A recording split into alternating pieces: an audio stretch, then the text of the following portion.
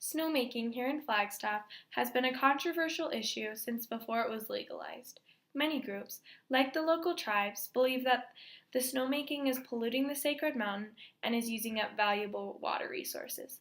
However, snowmaking provides longer ski seasons, more revenue for the town and ski area, and tries to conserve as much water as possible. Thus, snowmaking is positive because it extends the ski season and helps to keep the ski area open, and it also helps out the Flagstaff economy.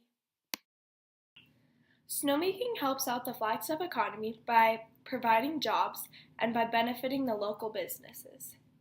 Since the ski area is largely kept open by snowmaking, many jobs that normally wouldn't exist are created and available.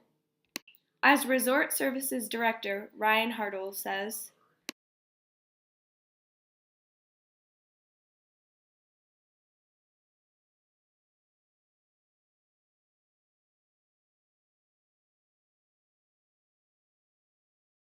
since snowmaking was able to ensure that Snowball would indeed be open and that there would be a good ski season, new jobs were created with the opening of new ski shops. Also, jobs with maintaining the snowmaking machines were created as well.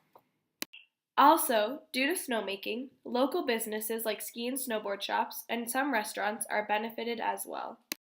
One such ski and snowboard shop is the Ski House, as described in azcentral.com, as depending on Snowball's staying open. Skier Leah Almquist talks about how snowmaking helps to attract more visitors up here to Flagstaff to help said ski shops and restaurants. When we have snowmaking, people are wanting to come up here more and more because they know that it's going to be good conditions no matter what because we'll have this man-made snow.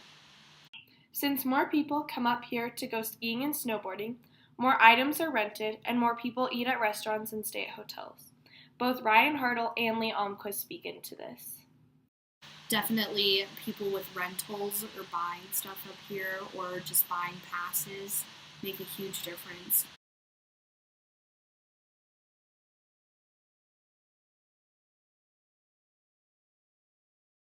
Thus, the ski and snowboard traffic is much larger due to snowmaking, and this allows for jobs to be creative and for Flagstaff businesses to benefit.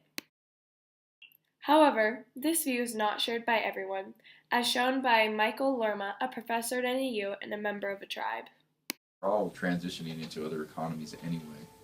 It's just, do we want to sustain the unsustainable or do we want to make a new path? Snowmaking allows for an extended ski season and for the ski area to remain open. Snowmaking is especially important here in Arizona since we usually have very dry winters. Both azcentral.com and azdailysun.com talk about how the 2014 season was so dry that without snowmaking, that Arizona Snowbowl and its resort may have never opened. ArizonaSnowball.com talks about how snowmaking helps to provide a constant snow surface and season and helps to maintain coverage. This then allows for Snowball to stay open longer and for an extended season.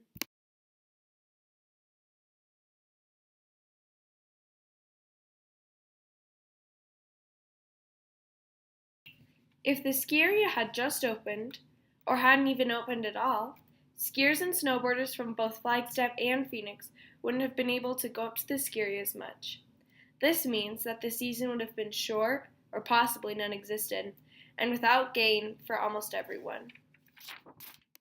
Snowmaking has really been able to change this and has allowed for a constant season where at almost any time anyone can go up to the ski area and find good snow. This means that many people will travel up to the ski area and go skiing all season. That snowmaking really helps us be able to go up there every weekend and pay for that pass. The season would be much shorter without snowmaking. Without snowmaking, skiers and snowboarders, such as Leah Almquist, would not be able to work on their skills as much and wouldn't get as much out of the ski season. Also, Snowball wouldn't be able to make as much of a profit from the ski season either, and neither would the town. Now, everyone agrees with snowmaking being on the mountain because they view the mountain as sacred and something to be protected. Just like every culture has a philosophy, they have a philosophy too. That natural law is called the relationship between Mother Earth and Father Sky. It's supposed to be a relationship between a male and a female. They have to provide for us. And so they have to communicate with each other. And so Mother Earth, with that mountain on it, is communicating to Father Sky. When humans start to toy with that, it makes people nervous. And they say, well, you're sort of playing with the natural law. The mountain itself is the western boundary of the Navajo traditional homeland. It's a sacred mountain in Navajo philosophy. It's also a sacred mountain to about 13 other tribes, and I know less about those, but I know that Hopi consider it sacred too, and Hualapai, Havasupai, some Pueblo people out in New Mexico.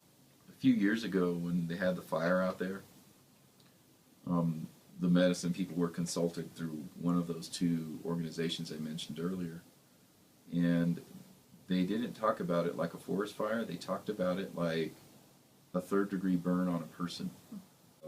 If it's really a person, maybe you shouldn't bathe in reclaimed water. Maybe you shouldn't drink the reclaimed water, because that's sort of what's happening. That you've got a mountain that's replenishing itself with liquid water in various forms, in snow and ice and rain, and now you're introducing a contaminant to it. Both Leah Almquist and Ryan Hartle are able to refute these claims made by Dr. Lerma. Leah discusses more of how the snow isn't harmful to the mountain, and Ryan discusses how Snowball leaves most of the work up to Mother Nature, and how Snowball actually works very closely with the tribes to try and accommodate them. I would not say it's harming the sacred mountain, because it's still snow. We wouldn't even know the difference if it had come from the sky. So it's like, it's the same snow, it's just made here on land, it's not coming from the sky.